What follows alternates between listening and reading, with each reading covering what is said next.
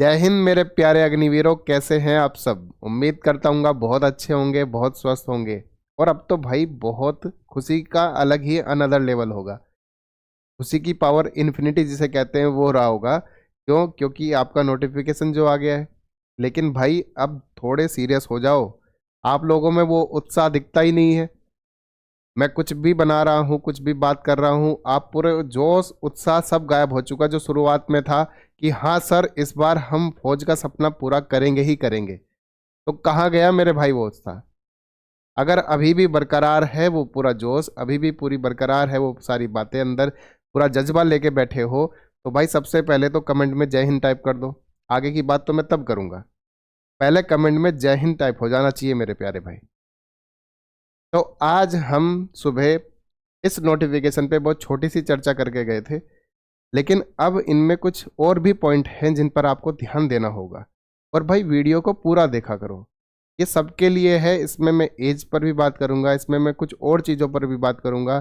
कहाँ आपकी किन चीज़ों से कभी कभी फॉर्म रिजेक्ट हो जाते हैं, वो सारी बातें इसमें होंगी। लेकिन सुनना आपको पूरा पड़ेगा मेरे भाई। आप जो बीच में ही कमेंट करने शुरू कर देते हो, सर वो कब होगा, ये कब होगा, सब कुछ वीडियो में होता है। लेकिन आप वीडियो पूरा ना देखते हो, कमेंट में लग जाते हो। कमेंट में सिर्फ जय हिंद लिखो और कुछ नहीं। जब पूरी वीडियो सुन लोगे, समझ लोगे अच्छे से, अगर उसके बाद भी कुछ बात रह जाती है जो आपके मन में सवाल बना हुआ होगा, वो सारी बातों पर हम चर्चा करेंगे। ठीक है? लेकिन अभी फिलहाल नोटिफिकेशन के बारे में बात करते हैं। जो खुशी का पल आपको मिला है कि नोटिफिकेशन आउट हुआ है। सबसे जरूरी बात भाई, एज एज में कुछ बदलाव बिल्कुल हुआ है। सुबह हमने चर्चा करी थी कि कुछ नियम बदले गए हैं, इनको देखना हमें जरूरी है। ठीक है? जैसे सबसे पहले तो यही है कि भाई आवेदन कब से होंगे, मैं फिर से बता दूं। आवेदन आपके स्टार्ट होंगे आज से ही, यानी 13 तारीख, और कब तक चलेंगे? 1 अप्रैल। लेकिन सुबह भी बोला है, अब भी बोलूंगा, वेट मत करो आखिरी दिन का। शुरुआत में ही सारे डॉक्यूमेंट इकट्ठा करो और अपना फॉर्म जल्दी से जल्दी भरवा दो मेरे भाई। लेकिन फॉर्म भरने से पहले ये वीडियो जरूर देखना। इसमें कुछ बातें और भी हैं, जैसे ट्रेड्समैन के लिए या आपके और अदर बच्चों के लिए, अग्निवीर आर्मी वालों के लिए तो भाई ये बहुत खास वीडियो है, क्योंकि बहुत बातें इसमें बताएंगे। जैसे आपने कहा अविवाहित पुरुष, जो अनमैरिड आपके मेल हैं, उनके लिए भर्ती आई है। इस भर्ती में क्या है कि सबसे पहले तो जो डेट हुई है आज, जब वीडियो में बच्चों के मैंने कमेंट देखे तो वो अभी भी डाउट में है कि सर मैं कब से कब भर सकता हूं। तो भाई आप इतना तो जान सकते हैं कि क्या मेरा जो डेट ऑफ बर्थ है, जो मेरा 10वीं की मार्कशीट में डेट ऑफ बर्थ है, क्या वो इस डेट के बीच में आ रहा है कि नहीं आ रहा है? मान लो किसी भाई का, अगर एक ने पूछा मेरे से कि मैं 2 अगस्त को पैदा हुआ हूं सर 2005 में, क्या मैं भर सकता हूं? तो मेरे भाई क्यों नहीं भर सकते? आप बिल्कुल भर सकते हो। क्यों? क्योंकि आप 1 जुलाई के बाद पैदा हुए हो। 1 जुलाई 2005 के बाद पैदा हुए हो, तो आप बिल्कुल भर सकते हो। अब कुछ भाई ने कहा है कि सर यहाँ से एज जो है क्या पूरी 22 हो रही है, क्या 21 हो रही है? तो भाई देखो, एज का क्राइटेरिया ऐसा होता है कि जैसे आपने यहाँ से अब फॉर्म भरना स्टार्ट करा, हुआ, उसके बाद क्या होगा? एग्जाम होगा होगा उसके बाद उसका रिजल्ट आएगा।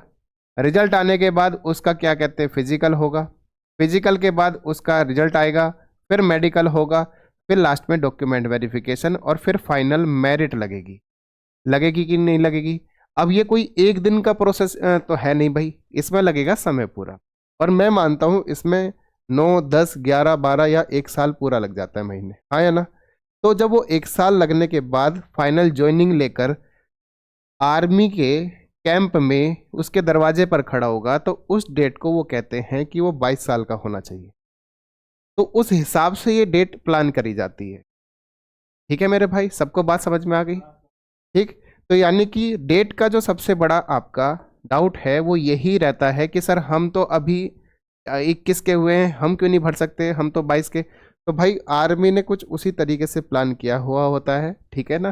समझ गए बात को, कि 1 साल होने तक आप 22 के पूरे हो जाने चाहिए, उनका ये मानना है।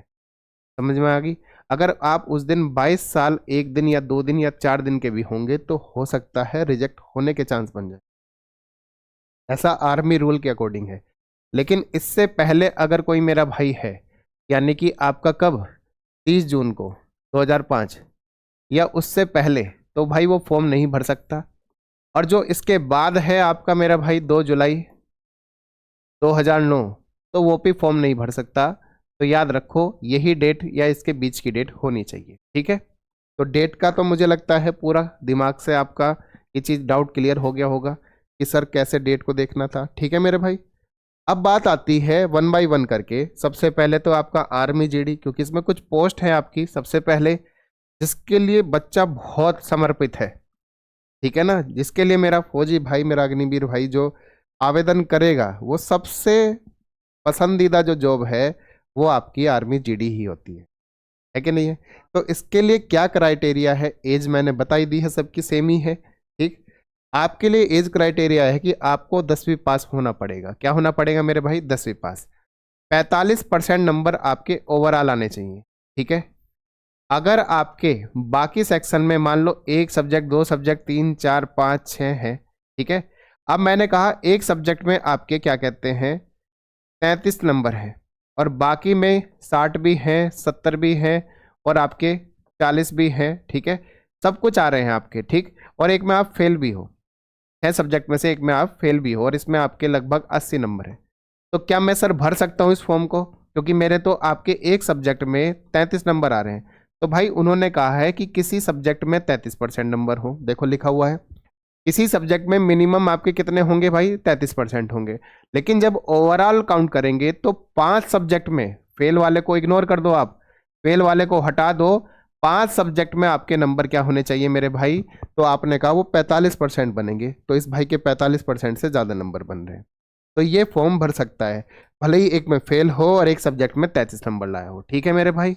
तो ये चीज़ें आपको ध्यान रखनी पड़ेगी। उन्होंने बोल्ड अक्षर में लिखा है कि 5 सब्जेक्ट ओनली, ठीक है ना। मतलब जैसे 10वीं में 6 सब्जेक्ट होते हैं, तो उसने 5 सब्जेक्ट मांगे, कोई भी 5। फिर उन्होंने कहा इंडियन गोरखा के लिए बस कुछ नहीं, कोई क्राइटेरिया नहीं, कितने भी नंबर आ रहे हैं। मैं कह रहा हूँ 33 नंबर से पास है, बस 10वीं पास होना चाहिए, पास का टैग लगा हो। कल को उनके अगर आपके 34% नंबर भी आ रहे हैं तो भी वो फॉर्म भर सकते हैं। ये कौन भर सकता है 34% पे? सिर्फ और सिर्फ गोरखास, इंडियन गोरखास, ठीक है ना भाई। तो ये सारी चीज़ें, और याद रखना candidate with valid light motor vehicle जो होते हैं या हैवी मोटर व्हीकल, उनका आपका क्या होना चाहिए? Driving licence will be given preference for driver requirement जो आपकी रहती है, ठीक है ना, उसके लिए आपको ये दी जाएगी प्राथमिकता। अगर आपने दोनों टाइप के डीएल आपके पास है, ठीक है ना, हैवी भी और आपका लाइट भी, क्लियर है बात एकदम। दोनों रिक्वायरमेंट अगर आप फॉलो करते हैं तो आप उसके लिए एलिजिबल होंगे, आपको प्रेफरेंस दी जाएगी, ठीक है ना भाई। तो ये तो था मेरे अग्निवीर जीडी भाइयों के लिए, ठीक है ना। चलो दूसरा है अग्निवीर टेक्निकल के लिए। तो भाई इसमें कुछ चीज़ें हैं, जैसे आपने कहा जो 12वीं पास है, इंटरमीडिएट एग्जाम पास हैं पूरे, किस में? तो आपने कहा साइंस में। किस में भाई? साइंस में। और साइंस में सब्जेक्ट क्या थे? फिजिक्स और मैथ आपका होना चाहिए, साथ में इंग्लिश के साथ, ठीक है। और वो भी कैसे? मिनिमम 50% मार्क्स के साथ, मतलब 50% आपके मार्क्स होने चाहिए। समझ में आ गई बात एकदम। तो ये टेक्निकल का एक क्राइटेरिया हुआ। अगर आप इस क्राइटेरिया को फुलफिल नहीं कर पा रहे और आपके पास दूसरा क्राइटेरिया है, दूसरा मतलब बोले तो आपके पास 10th में, मतलब सॉरी 12th में साइंस सब्जेक्ट था, फिजिक्स और मैथ और इंग्लिश आपने स्टेट एजुकेशन बोर्ड से या सेंट्रल आपका सीबीएसई बोर्ड से दोनों किए हैं, एनआईओएस या आईटीआई कोर्स 1 ईयर का कोर्स करके। देखो ये चीज़ भी है इस बार, 1 ईयर का कोर्स करके आपने किया हुआ है, या एनएसक्यूएफ जो आपका एक सर्टिफिकेट होता है, उसके स्किल सर्टिफिकेट है ये आपका, तो वो आपने लेवल 4 पास कर रखा है, तो फिर आप इसके लिए भी एलिजिबल हो इसमें मेरे भाई, ठीक है ना।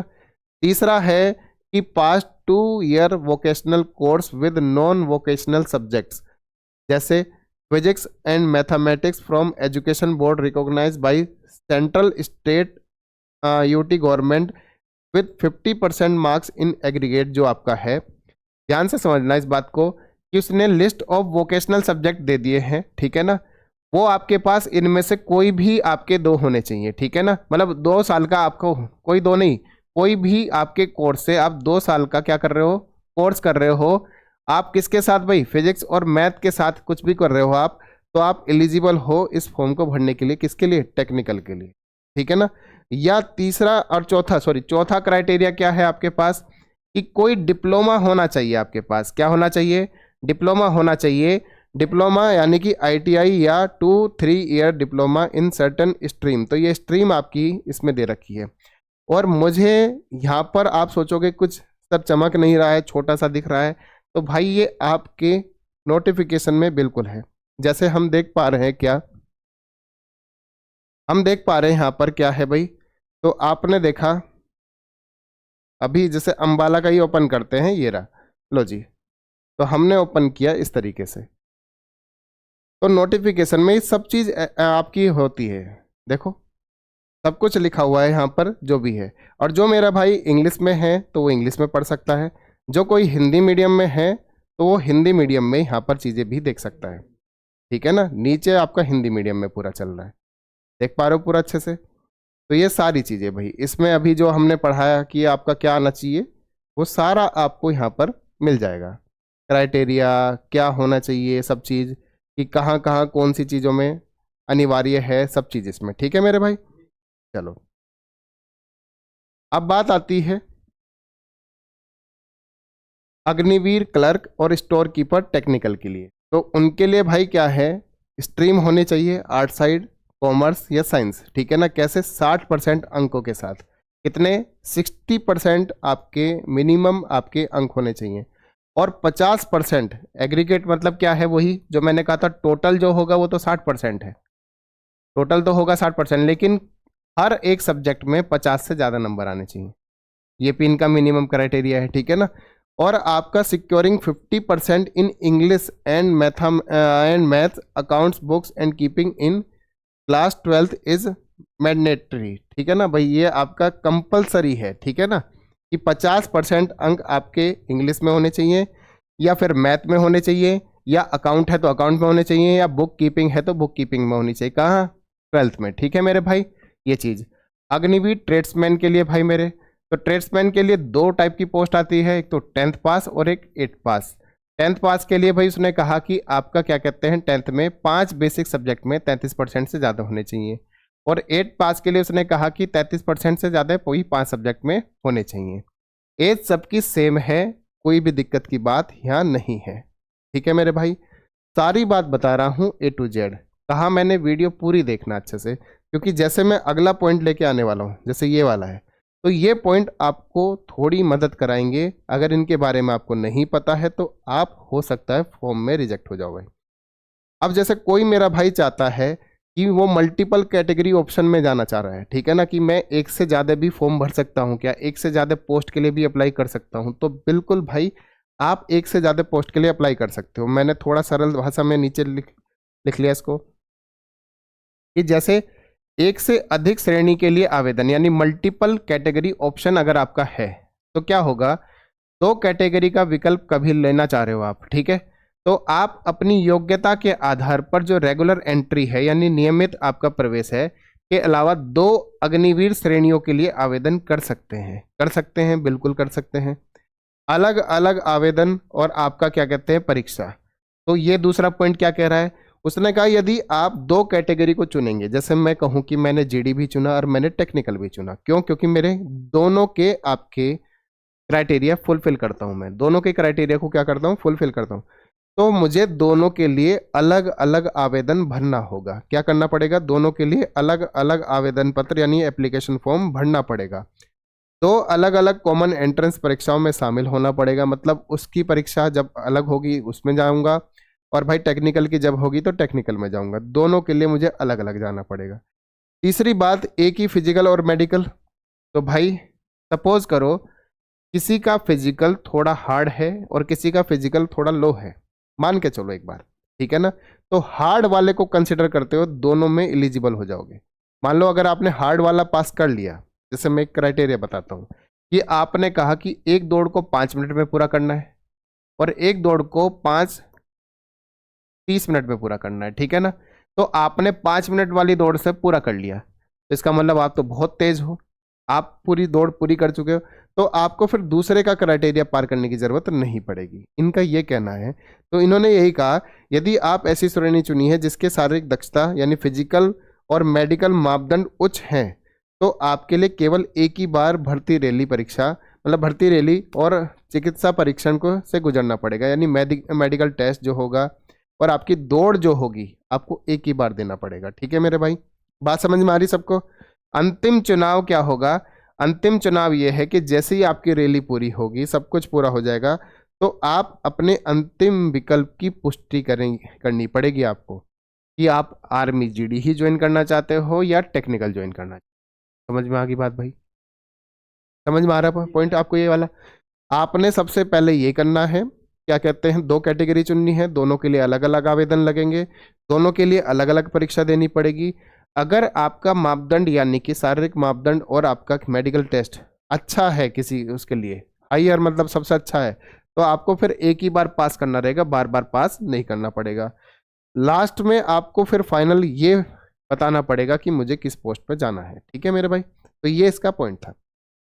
अगला कि अग्निवीर ट्रेड्समैन श्रेणी के लिए अंतर्गत ट्रेड में चयन की प्राथमिकता। ओके, जो ट्रेड्समैन मेरे भाई हैं, जैसे कोई कुक है, मतलब कुक के लिए पोस्ट के लिए अप्लाई करता है, कोई टेलर के लिए पोस्ट के लिए अप्लाई करता है, कोई आपका और अन्य काम के लिए बार्बर जो है आपके, उनके लिए काम करना चाहता है वहाँ पर जाकर, तो भाई उनके लिए मैं बता दूं, देखो सबसे पहले क्या है, ट्रेड चुनना अनिवार्य है, ये तो जरूर है। उम्मीदवारों को आवेदन एप्लीकेशन करते समय ही अपनी ट्रेड को चुनना होगा। ठीक है, पहली बात। दूसरा, विकल्पों की सीमा, 10वीं पास जो ट्रेड्समैन होंगे उनके लिए अधिकतम 9 ट्रेड्स चुनने का विकल्प है। कितनी? 9 ट्रेड्स, जो अलग अलग आपकी ट्रेड रहेंगी। ठीक है ना, जबकि 8वीं पास के लिए अधिकतम 2 ट्रेड चुन सकते हैं, मतलब अगर 10 ऑप्शन आपको दे रखे हैं उनमें से 2 ही आप मैक्सिमम चुन सकते हो, जबकि ये मेरे भाई उनमें से 9 चुन सकते हैं। ठीक है ना, ये बात यहाँ पर मेंशन करी गई है। प्राथमिकता, आपको इन ट्रेड्स को अपनी पसंदीदा क्रम में, मतलब आप चाहते हो कि मैं रैंक 1 पर किसको रखूं, भाई कुक को रखना चाहता हूं, रैंक 2 पर मैं बार्बर को रखना चाहता हूं, मतलब ये पर्सनल चॉइस हो सकती है किसी की, ये नहीं कि फिक्स है ये अपना। ठीक है ना, तो अगर आप मान लो पहली प्रेफरेंस पे नहीं जा पा रहे हो तो आपको दूसरी में दे दिया जाएगा, मतलब भर दिया जाएगा। ठीक है ना, तो ये चीज रहेगी। ठीक है, सीमित विकल्प का नुकसान, यदि आप किसी विशेष ट्रेड को अपनी लिस्ट में शामिल नहीं करते हैं, सपोज करो आपको 9 ऑप्शन चुनने के लिए कहा, आपने कहा ना मैं तो एक ही चुन लूंगा और उसी में कोई जाना, मुझे तो कुक ही बनना है, मुझे तो कुक ही बनना है, मुझे इसके अलावा दूसरा काम करना ही नहीं है, और आपने गलती से एक पोस्ट भर दी, क्या कर दिया, एक पोस्ट भर दी। ठीक है ना, अब आपके उस मेरिट में नंबर नहीं आया, तो आप फिर पूरी तरह से रिजेक्ट हो। लेकिन अगर आप इसमें नहीं थे और आपने टेलर को भी चुन लिया, तो आप फिर टेलर के लिए चुने जा सकते हो। अगर आप टेलर वाली पोस्ट के लिए भी आप पूरा नहीं कर पा रहे हो, तो हो सकता है आपने तीसरा बार्बर वाली के लिए चुना होगा, तो वो आप उसमें जा सकते हो। मतलब ये है, आर्मी में जाने का सपना आपका पूरा हो जाएगा मेरे भाई। तो फौज में जाने का ही तो सपना हमारा सबसे पहला सपना है, तो भाई उसके लिए ये गलती मत करना कि मुझे एक ही ट्रेड चाहिए तो मैं उसी को चुनूंगा, बस दूसरी को नहीं चुनूंगा। तो ये उन्होंने कहा है। चयन से वंचित होना, अगर आपने चुनी ही प्राथमिकता वाली ट्रेड्स पर सीट भर जाती है तो आप अन्य ट्रेड्स के विकल्पों के रूप में नहीं भरा है, तो आप चयन प्रक्रिया से बाहर हो सकते हैं। बिल्कुल वही बात जो मैंने आपसे कही, अगर वो पहले ही फुलफिल हो गई, आप उसकी मेरिट को पार नहीं कर पा रहे हो, तो आप फेल हो जाओगे फिर। ठीक है, ये बात। फिर आपकी कुछ स्पेशल कैटेगरी होती हैं जिसके बेसिस पर आपको क्या होगा, फाइनल मेरिट में, देखो अभी नहीं मिलते, आप सोचोगे शुरुआत में रिटर्न एग्जाम में ही आपको ये नंबर मिल जाएंगे, नहीं मेरे भाई, जब आपकी फाइनल मेरिट लगेगी तो वहां पर इनको नंबर मिलते हैं जो आपके फाइनल मेरिट पर जाएंगे। जैसे सपोज करो कोई एडॉप्टेड सन है, ठीक है ना, तो ये चीजें उनके लिए रहेंगी, तो उनको 20 मार्क्स मिलते हैं आर्मी जीडी में, अग्निवीर क्लर्क में 20 मार्क्स, सब में मतलब 20 मार्क्स मिलेंगे, ट्रेड्समैन हो या हो। कोई स्पोर्ट्स पर्सन है, ठीक है ना, वो रिप्रेजेंट कर रहा है इंडिया को कहाँ पर, अंतरराष्ट्रीय स्तर पर, यानी इंटरनेशनल लेवल पर कर रहा है, तो उन सभी को 20-20, हर एक एग्जाम की परीक्षाओं में 20-20 मार्क्स मिलेंगे। ठीक है, अगर वो रिप्रेजेंट कर रहा है state, senior, junior, national level and have won any medal in individual event, और have reached up to 8 position in team event, मतलब टीम इवेंट में अगर 8वीं पोजीशन तक भी पहुंचा तो उन सबको क्या मिलेंगे भाई, 15 मार्क्स मिलेंगे। समझ में आ रहे? तो उसी बेस पर ये कुछ कैटेगरीज हैं। तो ये स्पोर्ट्स की सारी कैटेगरी आ गई। आप अपने उस एप्लीकेशन फॉर्म में अच्छे से रीड कर लेना, हिंदी में तो हिंदी में जाके, इंग्लिश में तो इंग्लिश में जाकर, पूरा आपके लिए वहां पर सारी चीजें रहेंगी। अगर कोई मेरा भाई एनसीसी में है, अगर उसके पास ए सर्टिफिकेट है अभी, मतलब अभी शुरुआत ही करा था और ए सर्टिफिकेट उसको मिल चुका है, तो उनको 5 नंबर का फायदा होगा बाद में। अगर वो बी सर्टिफिकेट है तो उसे 10 नंबर का फायदा होगा सब में। अगर वो एनसीसी सी है तो उसको 20 नंबर का होगा आर्मी जीडी में, इसमें भाई जीडी में हमारे, और बाकी सब में 15-15 मार्क्स का होगा, ठीक है। और अगर एनसीसी सी सर्टिफिकेट है और पार्टिसिपेट करा है 26 जनवरी की परेड में भी भाई, तो भाई फिर 25 मार्क्स तक मिलते हैं अग्निवीर जीडी भाई को। अग्निवीर जीडी भाई को टोटल जो 200 मार्क्स का होता है उसमें 25 नंबर मिल गए। बहुत बड़ा वेटेज होता है, हमें लगता ही ऐसा है। एक एक नंबर से मेरिट पास, मतलब मेरिट से आउट हो जाते हैं भाई मेरे। और तब वो दुख वही मेरा भाई जान सकता है जो रह गया। मतलब उससे बड़ा दुख मैं नहीं मानता कुछ हो सकता है। मतलब फौज सामने खड़ी थी हमारे और हम नहीं जा पाए उसमें यार, किस कारण? एक नंबर से। सोचो ऐसे टाइम पर कोई आपको 25 नंबर का बेनिफिट मिल दे रहा है, कोई आपको 5 नंबर का भी बेनिफिट दे रहा है, तो भाई ये तो हो गया कि डूबते को तिनके का सहारा, है कि नहीं? और वो तिनका नहीं होता भाई मेरा, वो तो पूरा का पूरा ये लगा लो कि झाड़ का वो है जिसे रस्सी है पूरी, पकड़ के निकल ही जाओ, ठीक है ना? वो ऐसा सहारा हो जाता है पूरा। वही मेरा भाई, अगर candidate for Agniveer clerk store keeper technical cat having O level, मतलब अगर ओ लेवल सर्टिफिकेट है आपके पास, तो मेरे भाई उनको 15 मार्क्स का फायदा मिलेगा, किसमें? आपका अग्निवीर क्लर्क में, यानी स्टोर कीपर में, ठीक है मेरे भाई। तो ये चीजें इनको आप अच्छे से रीड कर लेना, तो सारी बातें हैं। तो मेरे भाई ये सारी बात मैंने अच्छे से बताई मेरे आर्मी वाले भाइयों के लिए। अब इसमें कहोगे कि सर एज, उसकी हाइट का क्राइटेरिया, इन सब का, तो भाई हाइट का क्राइटेरिया मैं इसलिए इस एक वीडियो में नहीं बता रहा हूं, क्योंकि अगर आप देखोगे, जैसे यहां पर मैं दिखाऊं आपको, आज पूरा ही दिखाता हूं। आपने देखा हम अंबाला में हैं अभी, ठीक है ना, और अंबाला में हम आए अग्निवीर क्लर्क पर, आए मेरे भाई। तो आप इसमें देखोगे तो हमारी एज का क्राइटेरिया जो है, हमारी एज का क्राइटेरिया कुछ इस प्रकार है, ठीक है ना, कि अग्निवीर जीडी जो मेरा भाई है 170 सेंटीमीटर, ठीक है। अग्निवीर जीडी जो है आउटसी और कौन सा भाखड़ा डैम जो है आपका, उसमें 163 है, ठीक है ना। और आपका क्या कहते हैं जो मेरा यहाँ स्टोर कीपर है 162। तो आप देख पा रहे हो सबके लिए मतलब 170 या 162, बस इनके लिए 163 है, ठीक है ना। और यहाँ पर हम देख पा रहे हैं चेस्ट जो है 77 सेंटीमीटर प्लस 5 सेंटीमीटर एक्सपेंशन जो आपका है, मतलब फुलाव जिसे कहते हैं आप, ठीक है ना, वो आपको यहाँ पर देखने को मिलेगा। फुलाव तो समझ गए होंगे मेरे भाई। बाकी ये बीएमआई होता है, ये भी आपका पूरा आपके नोटिफिकेशन में ही है कि इसके अकॉर्डिंग, मतलब आपकी हाइट के अकॉर्डिंग आपका वेट कितना होना चाहिए भाई, ये भी बहुत इंपॉर्टेंट है। अगर आपका वेट मान लो कम है तो भाई खाना पीना स्टार्ट कर दो, ज़्यादा है तो भाई थोड़ा सा कम कर लो, क्योंकि फौज का सपना एक ही बार है। एज का मैटर कितना बड़ा होता है आपको पता चल गया होगा।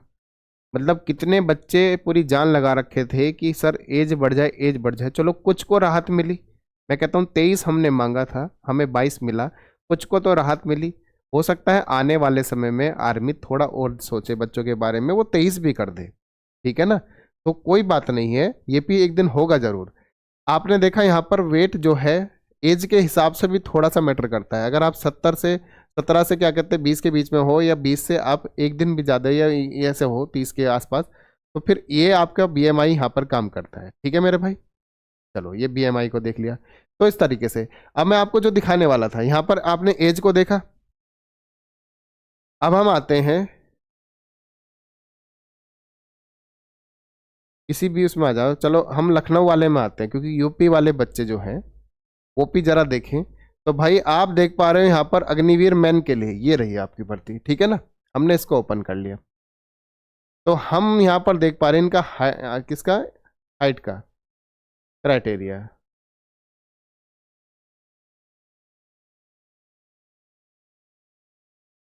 हाँ जी, कहाँ था? हाइट का यही है। अच्छा, ये रहा।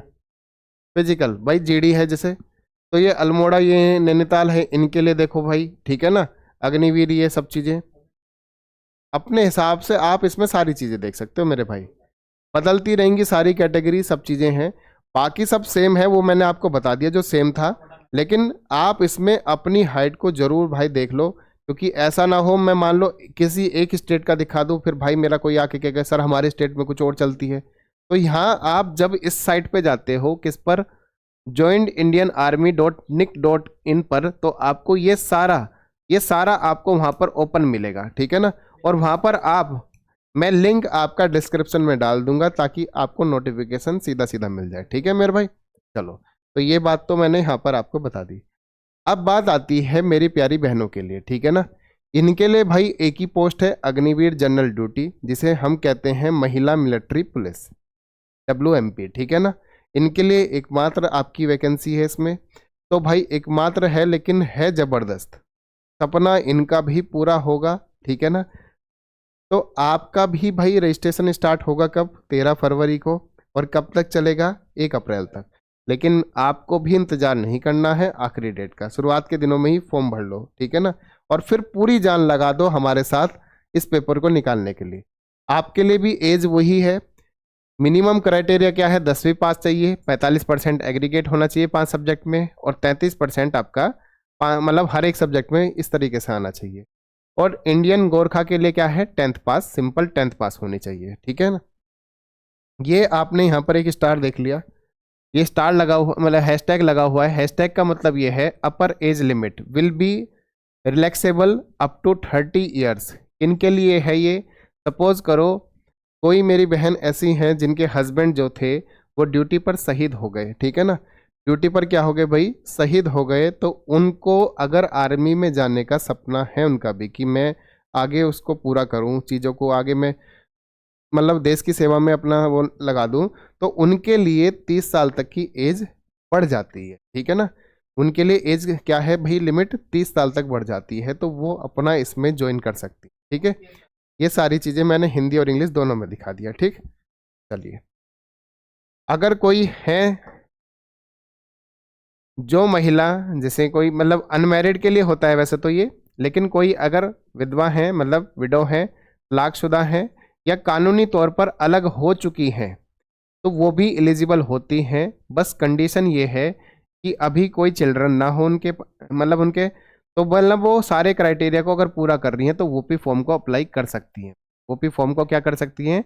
अप्लाई कर सकती हैं, ठीक है ना। और यही वो वाली बात कि वोपी शहीद वाली बात, ठीक है ना। तो वोपी अप्लाई कर सकते हैं। सेवा काल के दौरान शहीद रक्षा कर्मियों की जो वाइफ हैं, ठीक है ना, वे सैन्य पुलिस में भर्ती के लिए आवेदन करने के पात्र होंगी। हालांकि जिनके बच्चे भी हों केवल तभी पात्र होंगी अगर उन्होंने पुनर्विवाह ना किया हो, ठीक है ना। मतलब उन्होंने दूसरी शादी ना करी हो, बच्चे होंगे तो भी कोई दिक्कत नहीं है, आप भी अप्लाई कर सकते हैं। तो देखो, ये कुछ बातें हैं जिन पे हमें थोड़ा सा ध्यान, हर किसी को वो वही सपना पूरा करने की आज़ादी है, तो वो पूरा अच्छे से अपना फौज का सपना पूरा कर सकता है, ठीक है।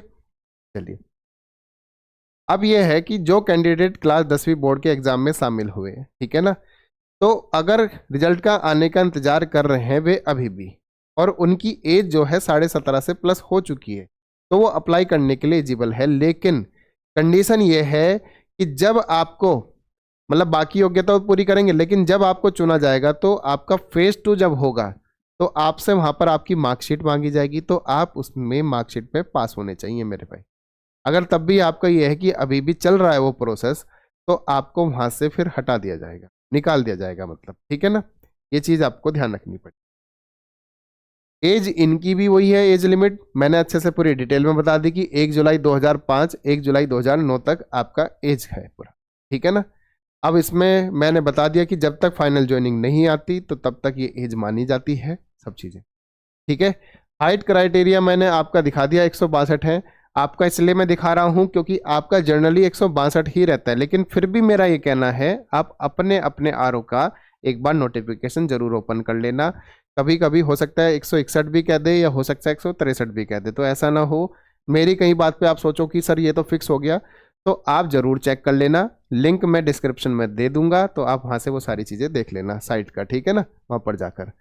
वेट आपका क्या है, वो बीएमआई के आधार पर होगा, जो आपका आर्मी मेडिकल स्टैंडर्ड है। चेस्ट एक्सपेंशन आपके लिए फुलाव है, ठीक है ना, 5 सेंटीमीटर का, ठीक। और ये कुछ आपके जो रीजन है तो उनमें अलग अलग कि 4 सेंटीमीटर का रिलैक्सेशन आपको मिल सकता है हाइट में, ठीक है ना। जैसे आपकी 162 है तो 158 तक का आपका मिल सकता है, ठीक है, वो सारी चीज़ें, तो ये ध्यान रखना। और ये डिपेंड करता है अलग अलग जगह पर, ये फिक्स नहीं है। इसमें भी यही है कि भाई जो आपके जीवन काल में मतलब गोद ली गए हैं बच्चे या सैनिक विधवाओं ये मर गए हैं, उनको अंक कितने मिलेंगे, या जो आपकी महिला खिलाड़ी हैं उनको कितने मिलेंगे, एनसीसी ABC आपका जो है बिल्कुल जैसे मैंने बॉयज़ में बताया था, जैसे इंटरनेशनल खिलाड़ी है तो भाई 20 अंक मिलेंगे, या आपका इस जूनियर नेशनल लेवल पर स्टेट को प्रतिनिधित्व किया है तो उनको 15 अंक मिलेंगे, एनसीसी ABC।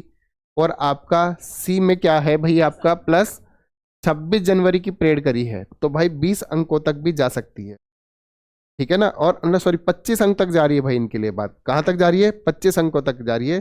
सी में तो 20 अंक है और उसमें 10 और उसमें 5, ठीक है ना। तो ये आपके लिए क्राइटेरिया है, ये आपके लिए पूरा क्राइटेरिया है इस चीज़ में।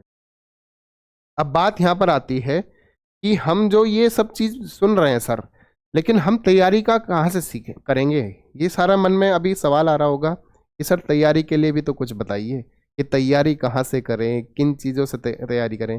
तो भाई आपके लिए एचसीएम डिफेंस चैनल आपके लिए आपकी अपनी एक ऐप लेकर आया जिसका नाम रखा है एचसीएम गुरुकुल। और भाई अगर ये लोगो आपको अच्छा लगा हो तो कमेंट में लिख दो सर लोगो देखकर तो मज़ा आ गया, ठीक है ना। जय हिंद एक बार टाइप हो जाए फिर से मेरे भाई, अगर आपको एक बार लोगो अच्छा लगा हो तो। दूसरी बात ये है कि सबसे इम्पोर्टेंट कि यहाँ पर आपको क्या मिलेगा, यहाँ पर आपको इंग्लिश की क्लास, ठीक है ना, इंग्लिश की क्लास क्या है एकदम फ्री मिलेगी मेरे भाई। जिन भी भाइयों के एग्ज़ाम में इंग्लिश आने वाली है समझ लो उनके लिए पूरे में से पूरे नंबर करने का अवसर आ गया है, और वो अवसर मिलेगा आपको यहीं पर इंग्लिश की क्लास एकदम पूरा अच्छे से पढ़ते हुए। लेकिन मिलेगी सिर्फ और सिर्फ कहाँ पर, एचसीएम गुरुकुल ऐप पर। लिंक मैं डिस्क्रिप्शन में दे दूंगा, तो मेरे भाई जाकर अभी पहले तो इंस्टॉल कर लो। कब शुरू होने वाली है सर ये क्लास, तो मेरे भाई ज़्यादा से ज़्यादा मेरे भाइयों को जोड़ दो जितने भी हैं कि 17 फरवरी 2026 वो प्यारा दिन जब आपकी क्या होगी, क्लास स्टार्ट हो जाएगी। लेकिन यहाँ सिर्फ इतना ही नहीं, यहाँ पर बाकी जितने जैसे हम आपको मैथ पढ़ाएं, हिमांशु सर ने योद्धा बैच में क्या पढ़ा है भाई, मैथ पढ़ाया, या आपको मैं रीजनिंग पढ़ा रहा हूँ, ठीक है ना।